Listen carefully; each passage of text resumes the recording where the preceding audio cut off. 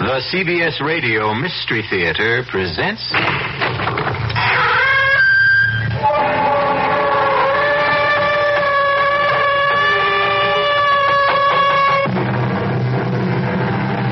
Come in. Welcome. I'm E.G. Marshall. Welcome to the world of your own terrifying imagination. It has been said that we are prisoners in a dark closet with small openings that on occasion admit some light. Small wonder that the demons who lurk in the deepest corners are more real to us than the sweet light of reason outside. There is so much evil in our world that light turns naturally to shadow.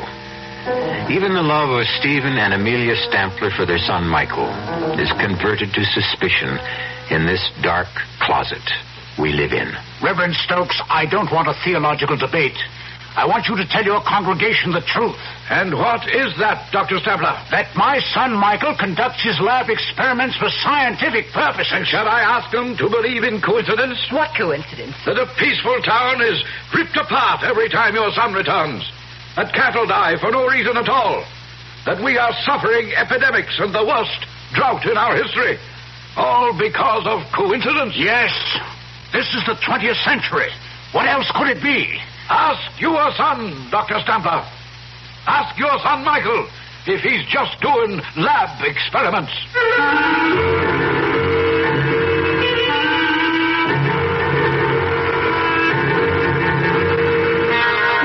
Our mystery drama, A Sacrifice in Blood, was written especially for the Mystery Theater by Milt Wisoff and stars Patricia Rowe and Ralph Bell. It is sponsored in part by the Kellogg Company, makers of Kellogg's Special K cereal. I'll be back shortly with Act One.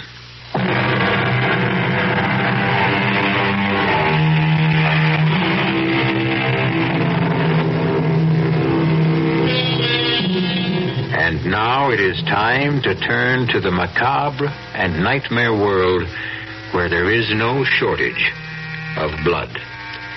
Our tale opens on a pleasant enough note in a fashionable restaurant where Dr. and Mrs. Stampler are celebrating a special occasion. But I promise you, it will end in true Gothic horror. Not another drop, Stephen. I've had my fill, and so have you. I suppose you're right, my dear, but this is really so special. One more dig and the Stamplers hang up their shovels. Oh, not really. But we'll be digging up flower beds and compost heaps instead of ancient grave sites. No regrets? None, my dear. We should have retired years ago. Then why not now? I mean, what can this one dig mean? Well, it will be a fitting climax to our career, Amelia. Perhaps the most significant find of our lifetime. Professor Starulius agrees with me. The last excavations there indicate a pre-Toltec civilization existed that was not completely archaic. A highly sophisticated people. Who worshipped the devil. Well, why not? Most of us still do. Black masses are held in California. Covens of witches gather in New Mexico. Blood rites take place in the shadows of New York skyscrapers. Oh, nonsense. You've had too much wine. Oh, too much wine, I haven't had enough. Come, Amelia. Let's toast the occasion. To a splendid find. To a safe return.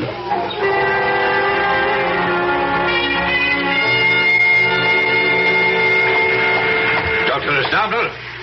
Dr. Stampler? Yes. I am Professor Sarulius. Oh, thank you for meeting us. This is my wife, Amelia. My great pleasure. It's very nice of you. Not at all.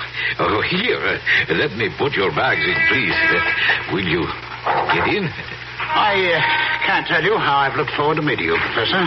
Miguel, if you please. And I am honored by the opportunity of working with so eminent a scientist. And I would be delighted to have a nice hot bath and about 3 days of uninterrupted slumber.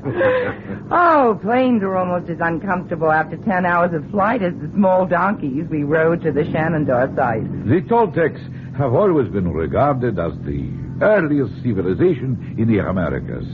The new finds at Acapulco may show one much heavier steel.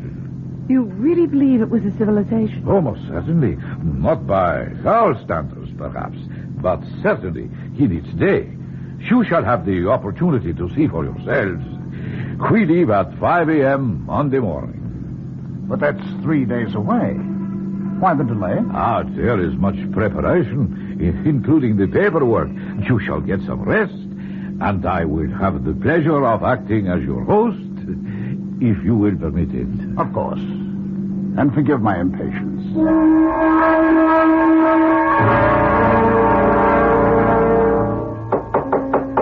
Who's there? It is I, Miguel. Just a second. Forgive me. I know it is late, but it was necessary for me to see you. Oh, that's all right. Come on in. We weren't in bed yet. What is it? I am afraid I have bad news for you. We will have to postpone our trip. Why? There is word of trouble in the mountains where the site is. But what kind of trouble? Oh, nothing serious, but it will cause us some delay. Why didn't you tell us sooner? I just learned it, Stephen, when I returned to my room. How long will the delay be? Well, that is hard to say. What kind of trouble is it, Miguel? An Indian has been found. Murdered. It was a ritual killing. His skin has been removed. Oh, God. Well, we still get back to the basic question, Miguel. How long will we be delayed? Then you're still bent on going? Well, of course, Amelia. A native killing isn't going to stop me. I've encountered worse on other digs. Well, answer me, Miguel. Perhaps you should forget it, Stephen. Oh, come on, now, both of you. I'm not going to change my plans. If you insist, we will continue, but I must warn you, it will be difficult to assemble a crew. But not impossible. No, not impossible if we pay enough. There is always someone who will take a risk if the inducement is great enough. I guess you're right, Miguel. See what you can do. Then you'll go along with me? I wouldn't miss it for the world.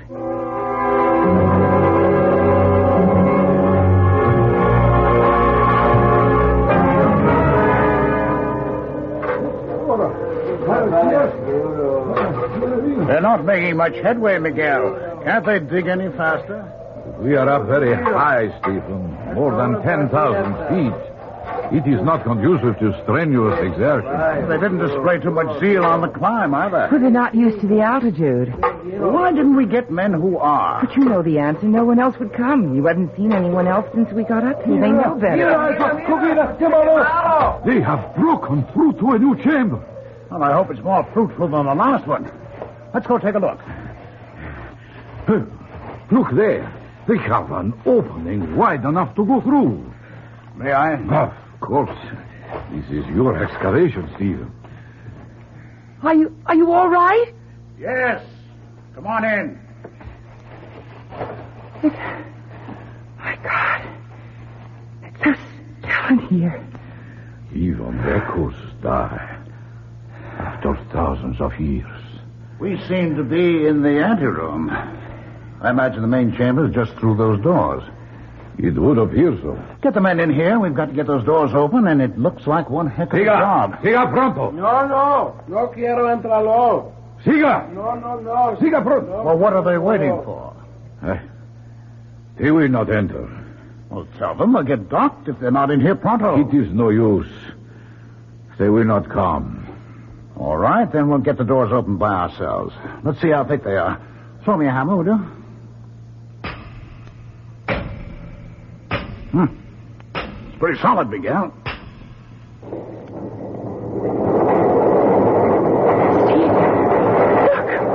The doors are opening. How? Oh, perhaps Stephen struck some kind of a trigger mechanism by accident. Well, never mind how. It'll save us some sweat, that's all. Stephen, please, be careful. There's something here that makes me... I will go ahead. Not on your life, Miguel. This is one big step I'm going to take. Come on, follow me.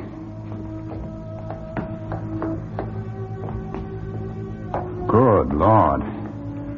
an enormous chamber. It's like a giant cathedral. Bring the lamps up. That door. It's cut in a single block. Oh, yes. It must weigh at least 10 tons. Look at the bas-reliefs on the walls. It is the devil that these people worshipped. Beautiful.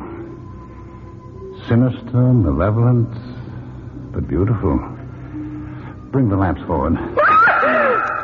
What is it, baby? The skull! There's piles of brilliant skulls! We have found what we're looking for.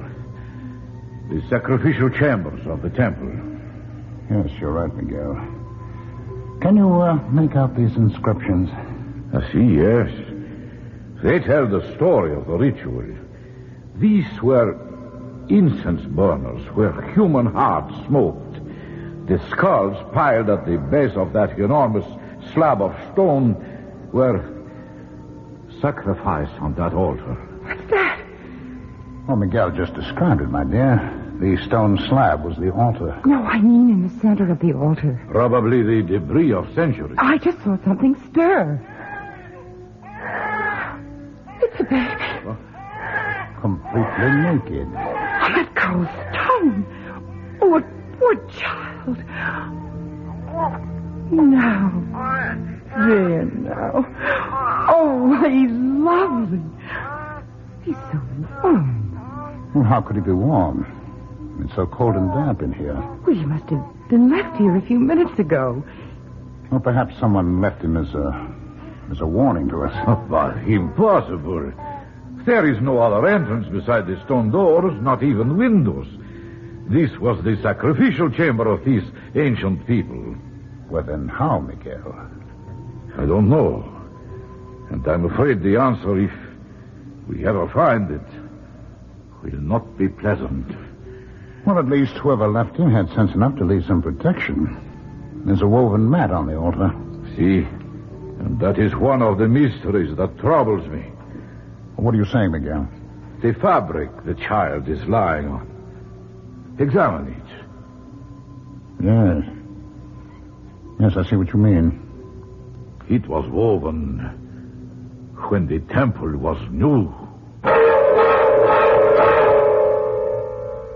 When a bright star appears in the east and a child is born, there is a season of celebration. But when a child appears on a sacrificial slab of the temple of an ancient people who worship the devil, what will the season bring?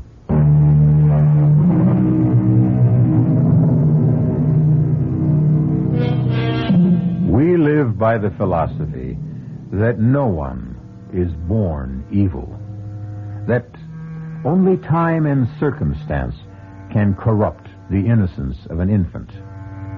And yet, deep within us, we feel some doubt when monsters arise. What made Cain? Was Adolf Hitler or Jack the Ripper ever a clean slate? Why should we not wonder even stronger when a child appears out of nowhere in the temple of Satan? Well, I am not happy to see you leave, my friends. We'll miss you too, Miguel. Oh, that of course, but I wish you had not decided to adopt the baby and take him with you. I would have preferred you to leave him here with me until I could ascertain what his origins are. I think he's right, Amelia. There's still time to change our minds. Oh, no, we fought harder to take him with us, and those artifacts from the chamber. I'm not going to give him up now. What difference does it make where our son came from or who left him there? He's a perfectly normal baby, and he means more to me than the trophies we're carrying off. Well, if you have made your minds up, then all I can say is, via con Dios. I am very delighted that you both have what you wish. Stephen, your find will have an historical impact. Our find, Miguel, would have been impossible without you. And my gratitude for helping us with the baby. We've named your godchild Michael for you. Ah, a great honor, Emil. You'll keep trying to trace his parents? Yes, if that is what you wish. Don't try too hard, Miguel. It doesn't matter where he came from. We're all he needs from now on. I hope you are right, Emilia.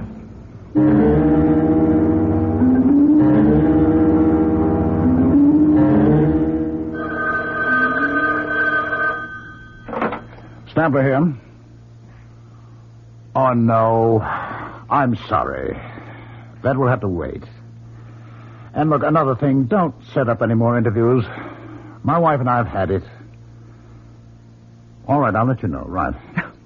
Don't be so short with Conrad. He's only trying to promote your book. I know he is, Amelia, but we're entitled to some privacy.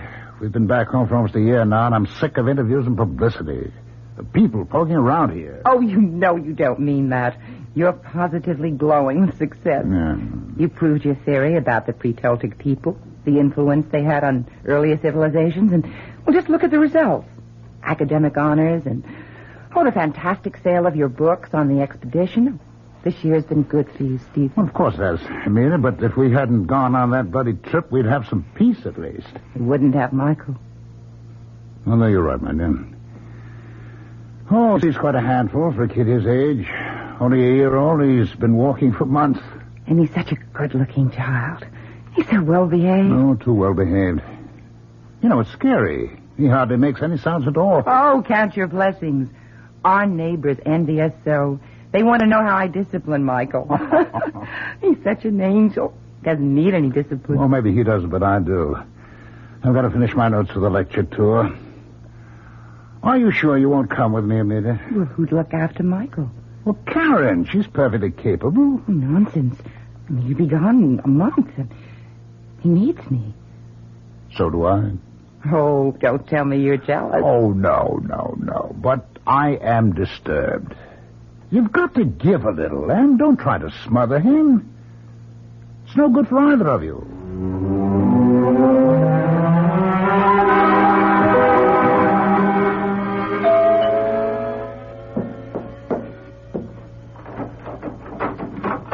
Stephen, I didn't expect you home so soon. It's Michael's birthday, so I thought I'd be early. I was taking a sentimental journey back through the years with Michael's birthday books. Here he is at 2.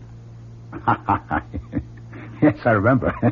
We took him to the zoo, and he was fascinated. Here he is a year ago. 5 years old, growing like a weed. Oh, that reminds me. What can I do to help with the festivities? Oh, nothing. Just relax. Where's Mike? Well, I sent him out to play. On his birthday? I don't understand. What's wrong, Amelia? Nothing. The party's off? No one's going to show up? Is that it? Oh, who cares? Well, you do for one. Why aren't they coming? Because we have stuffy neighbors with stuffy children. I just think it's time we moved. Oh, they're all out of step, hmm? That's right. Take their side. Oh, for heaven's sake, Em, I'm not taking any side. I just want to know... Well, he tears butterflies apart.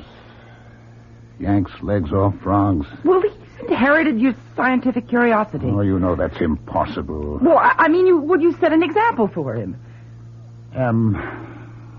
Level with me, would you? What happened between Michael and the Fielding child? Nothing. I told you. All right, then you don't mind if I call them and straighten this out? You go ahead and call. You'll agree. It's a tempest in a teapot. I'd rather hear it from you, Em. Sarah? This is Stephen Stampler. Well, yes, I know. I read your note. Well, can you tell me why? Michael did what? Are you sure? I see. Yes, I know how you feel. And, thanks for being direct. Bye. Well? I just don't understand. Curiosity. It's simple, childish curiosity. Children try to discover the world around them. They smell, taste, feel. They hurt? Well, yes, sometimes they hurt. Not out of malice. Try to be honest, Em. How would you feel if you were Sarah Fielding? I hope I'd have the good sense to take things in stride. Would you? I can't believe it's you, Amelia. You've lost all sense of objectivity. You've lost all sense of proportion. Are you trying to cast Michael as a monster? I'd like to understand him, but I think I need help. And so does he.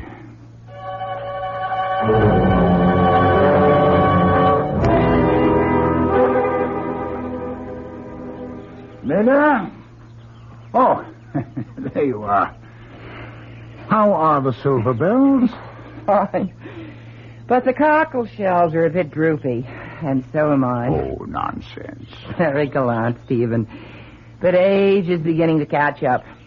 I don't know where the last 10 years have disappeared.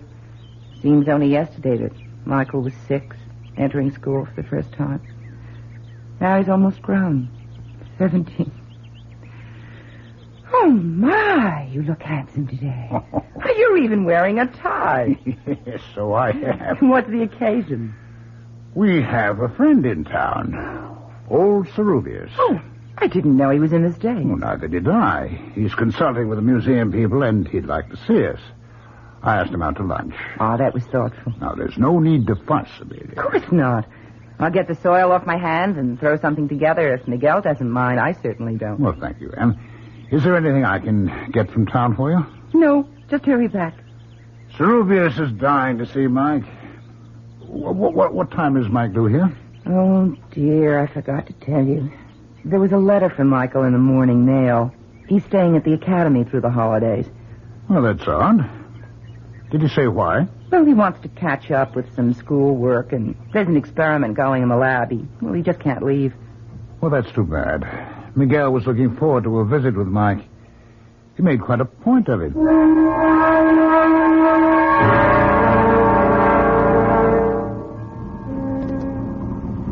This is quite a machine. It sounds like my coffee grind. It's reliable transportation, Miguel, despite the noise it makes. And how is the boy? Well, very well. And so is Amelia. You look fit. I should be. I still clamber over rocks like a mountain goat and dig interminable tunnels. Have you found anything more at the old digs? Enough to verify your findings. But one thing we never discovered. No trace of Mike's parents, eh? No. I have shown the pictures you sent me to every man, woman, and child in the region. Nothing. Wait, how is he getting on? He seems to like it at the academy. As a matter of fact, things are going so well there, he won't be home for the holidays. I'm sorry. Well, it's too bad. I must see him. Perhaps I still can. Well, he's not due home until the summer vacation. In that case, Mohammed must go to the mountain. That's quite a trip. Not to see a godchild. Well, here we are. We're here at last. Miguel, how nice to see you again. It is always a pleasure, dear Emilia. Oh, you look more enchanting than ever. No, thank you. You're so good for my ego. I have drinks set on the terrace. Would you like to unpack first? No, I think not. A drink would be fine, and then I must be going. But you just arrived. I prepared lunch. We haven't seen you in years. Too many years. I know, but I may get a chance to stop in before I go home. What made you change your mind? He's going to visit Mike. Aren't you, old friend? Yes, I think so. Oh, he'll be delighted, as we are disappointed. I hope so. It would be nice to feel wanted by a godchild I have not seen since he was an infant. I'm sure he'd love to see you. He keeps asking about you all the time. You can feel flattered, Miguel. You seem to be the only human being he has any interest in. Yeah, besides you and Emilia. Of course. What's a strange thing to say? Oh, you must forgive me. I have not been in civilized company for ages. My Conversation is a little, how do you say, Rusty? Exactly. My bones and my speech are undoubtedly growing rusty. That is why I want to see him on this trip. I may never have the opportunity again.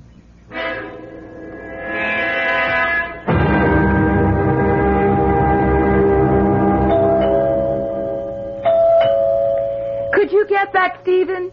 I'm just finishing the shelf, dear. Very well. Michael, I don't understand. No hello? Should I go out and start over again? Quit not silly. Hello, darling. That's more like it. Stephen, it's Michael. Mike! I know. Mother had the same reaction. I just got through sooner than I thought I would, so I rushed home. Put your bags in your room, and I'll fix something to eat. You look well, Dad. Why shouldn't I? Leisure is good for the thinking classes. Oh, you look a bit drawn. Are they pushing you? No, I'm pushing myself. There's so much to do. What's new? Your godfather paid us a visit. He wanted to see you. Well, here I am. Well, you had to leave. Obviously, he didn't get to see you at the academy. No, I didn't even know he planned to make the trip. Oh, that's odd. He said he would go to the academy directly. We must have crossed paths. Oh, excuse me, Mike. Hello. Yes, this is Dr. Stephen Stamler. Would you mind reading it? What? Would you read that again, please? Oh, my God. What is it, dear? It's a wire from the academy. They found Cerubius. Found him? Yes. Miguel is dead.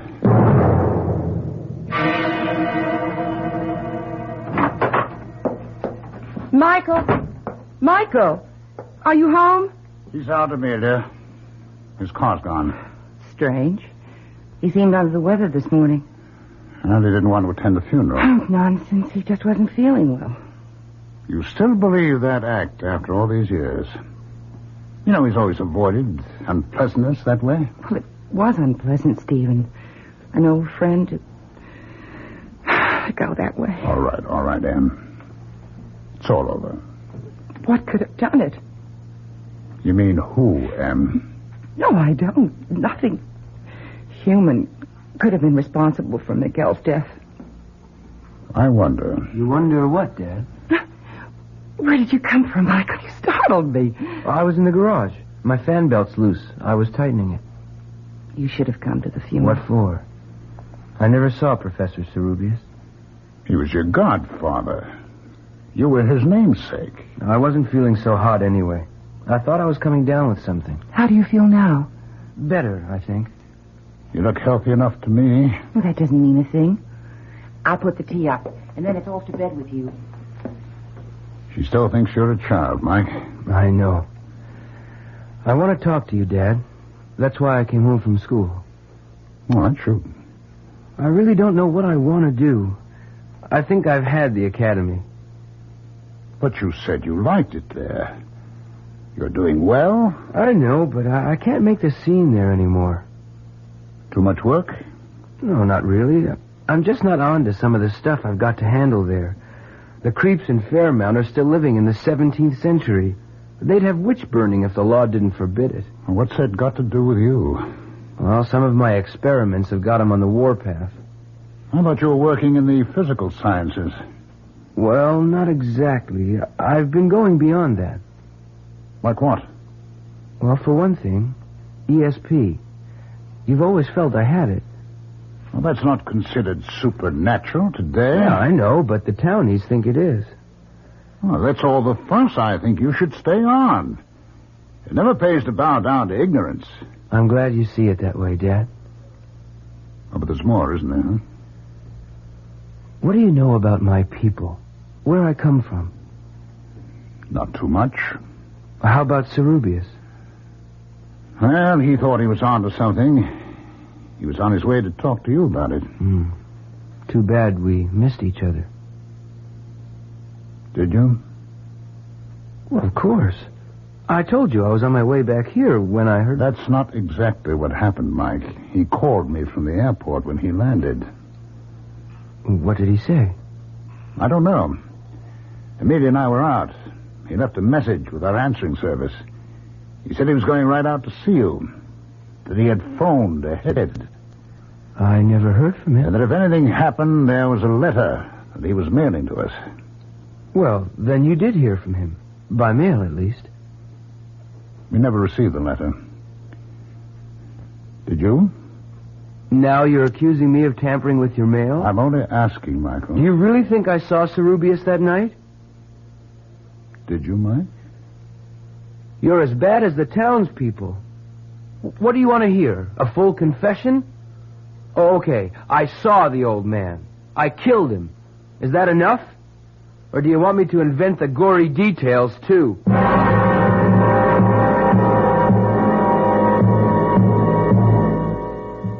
Fear can be a force for good or evil. It can keep us from harm, or it can be a malignancy that feeds on darkness and ignorance. Is Mike a victim of rumor and coincidence, or is he truly evil?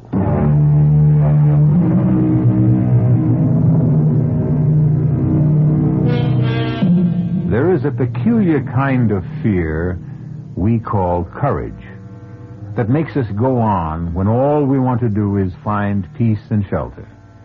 It makes men who fear heights climb mountains. Soldiers who detest war and suffering advance on bloody battlefields. Some call it pride rather than courage.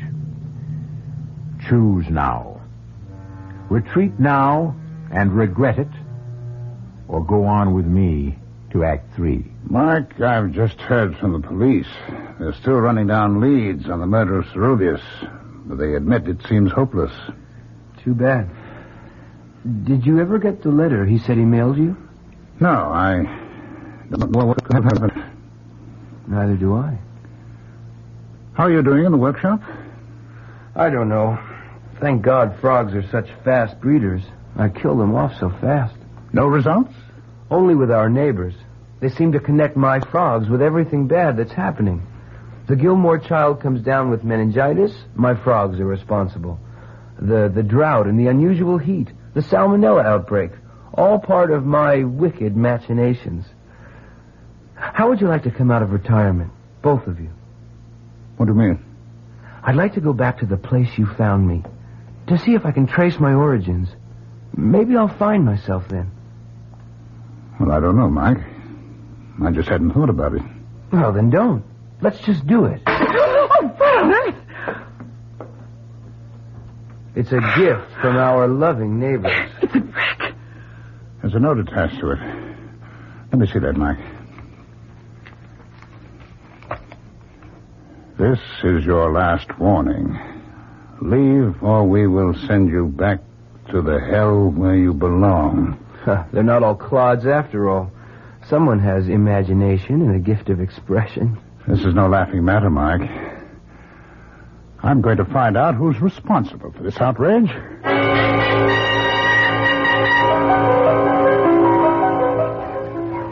Dr. Stantler, delighted to see you. I think we can do without the formalities, Reverend Stokes. I just want some answers. Yes, so do I. I haven't seen you in church for quite a while. You're very fortunate I didn't attend last week. I don't think you'd care for my reaction to your sermon. Oh, then you don't believe in the presence of Satan? No, I don't. All I know is what that kind of talk leads to. Oh, the brick, you mean. I'm sorry about that. Well, yes, you should be. You've got these farmers half insane with your superstitious prattle. Some say that about religion. I wonder why. All right, let's not get sidetracked, Reverend Stokes. I don't want a theological debate. I want you to tell your congregation the truth. And what is that, Dr. Stantler? That my son Mike raises frogs for his lab experiments. Shall I tell them to believe in coincidence? What coincidence? That a peaceful town is ripped apart every time your son returns. That cattle die for no reason at all. That we are suffering epidemics and the worst drought in our history. All because of coincidence? Yes, you tell them that this is the 20th century. What else could it be? Ask your son, Dr. Stampler. Ask him if he's just doing lab experiments. I told you, Dad, I'm going back where you found me, with or without you. Mike, that is foolish. Cerubius excavated for years but found nothing. What makes you think you can? Because I was born to it and Cerubius was not. He was contaminated by Spanish blood. My lines are pure. I need to find my way to another world. Will you come with me? You're not serious, Mike. I've got to go, Mother. I thought you'd understand. Well, I do. I just want you to think things through a little longer. Go back to school. Just finish this semester, and then we'll all go back. I promise you. That makes sense, Mike. It's only a few months. What do you say? Okay. But I won't let you stall me past then. I think my word is good enough. It is, Dad. Then, that's settled. Now, why don't you take Dad out for a walk? This room needs cleaning and airing. Are you implying? Not at all. I'm stating it quite clearly. Either I clean this place now, or I'll send in some goats to keep you company tonight. Now, shoot. Okay, I'll go. How about the keys to the car? I thought we were going for a walk. Take a rain check. I'd like to drive into the city. I'll be my guest. Here. Just drive carefully. Don't worry. I'll be back for dinner. Can I give you a hand, Amelia? I don't think so, Stephen. My, this place is dusty. I'll empty the trash basket for you. Just dump things into the plastic bag. Don't you feed Mike, Amelia? Of course I do. Look at all these hamburger wrappings. Well, I think he feeds his frogs with them. Oh, no. What's wrong, Stephen? You're as white as a sheet. Yeah. This piece of paper. Well, what is it? It's part of an envelope, Amelia. The one that contained the letter Cerubius wrote to us. Oh, my God. But why didn't I... Destroy the letter? That's what I'm wondering, too. And I don't like the answer I get.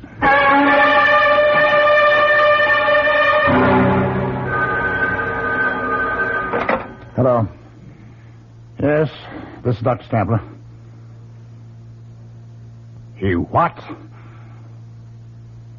Can't be. We'll be right over. Yes, but I want to see my son. What is it, Stephen? What? Stokes. I don't want to see him. I want to see my son. Hello. Hello. He hung up. What happened? Mike. They're looking for him. What for? They claim he's killed someone. I don't believe it. What? With the car? I mean, with an accident? It was no accident. They found Claire Baxter dead. What's that got to do with Mike? They claim he was seen near the place where the body was found. Where's Mike now? He's disappeared. They found our car in the ravine. Oh, no. I'll go see. Good evening. Yes, Reverend Stokes, what is it? May I come in? No, you may not. Now clear out of here. What's wrong with you, Stephen? Please come in, Reverend. Thank you, Mrs. Stampler. I know it's painful, but I must talk to you. What is there to talk about? Your son. I tried to reach you before with facts, but you wouldn't listen. Well, why should I? Of all these silly nonsense... No nonsense this time, I'm afraid. Your son has committed murder. Just because he was seen near where the girl was found, I'll bet half the no town one else in town would kill the way Claire was slaughtered. Please, I don't want to hear any more. Then we just sit quietly and wait. For what? For your son to return. And then what? Then we'll do what must be done. You won't wait here. Now be sensible. There are men just beyond this door. I would prefer to do this as reasonably as possible. Do what? Just ask him a few questions, Mrs. Sampler. Now, please let me handle this. Or would you prefer mob violence Ask your questions, Stokes. I'm here. Run, Mike. Save yourself. Not yet. I've got a score to settle with old Nosy. Sit down, Michael. It's all over for you. For you, meddler. No, Asmodeus, your time has come. Asmodeus? Asmodeus, Satan, whatever you call yourself. Sit down and answer my questions. I've changed my mind. I'll answer your questions if you catch me. Stop him, Stephen. Please don't let him go. No, Amelia, don't worry. Stokes will never get him. Neither will that mob. He's on his way back. Back? Where? Where we found him, Amelia. In the sacrificial chamber. Zerubius said someday Mike would return.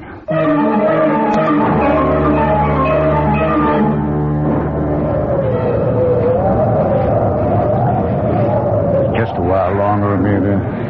I'm all right, Stephen. Do you think we'll find him? He wanted so badly to find his way back. He must be here. I'm glad he got away from them all. I'm not so sure about that. I pieced together Zerubius' letter from the scraps in the wastebasket. It explains a great deal. Michael was not just an ordinary Indian child abandoned by his parents. The tribes have a legend about the pure-born son of kings who is sacrificed for his people. Do you think Michael? I don't know, Amelia. I don't know what to believe anymore. There's a light in the chamber ahead. I know. Hold this lantern, Amelia. Hold it high. Don't come any closer. Michael. Oh, thank God we found you. Where are you, Mike? Boy, we believe in you. We trust you. Stay where you are. Do as I tell you. We want to help you. Then leave. That's the best you can do for me. You kept me from my destiny when you took me from this tomb. Let me fulfill it now. We love you, Michael. Please save yourself. Hold the lantern higher, Amelia. What is it? There's a child, Em. There's a baby on the altar where we found Mike. It's Michael. Oh, my God. It's Michael. It can't be. Yes, I remember every detail. Stay back. Stay back, Amelia. Don't come any closer. It's a child on the altar. It's Mike. Someone or something is standing over it. Oh, no. Oh, no. I can't believe it. The child's off. Oh, God, no. Michael. Oh, Michael.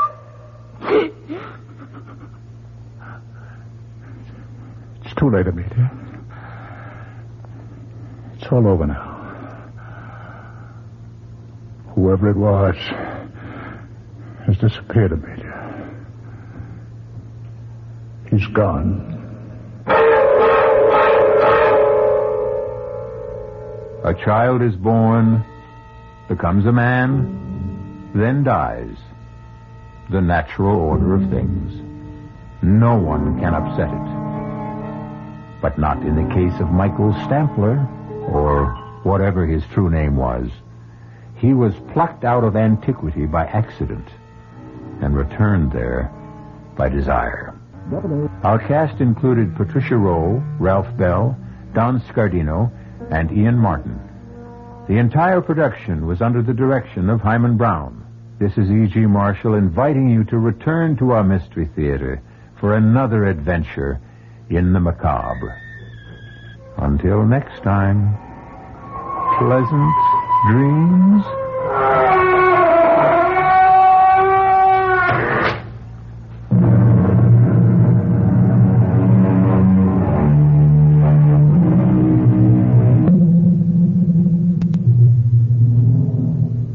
The preceding Mystery Theater program was furnished by the CBS Radio Network. Your dial is set for 15 minutes of late news with John Scott reporting. This is WOR New York, an RKO General Station, your station for news as it happens. You've been listening to the OTR Gold Network. Find more classic radio at otrgold.com.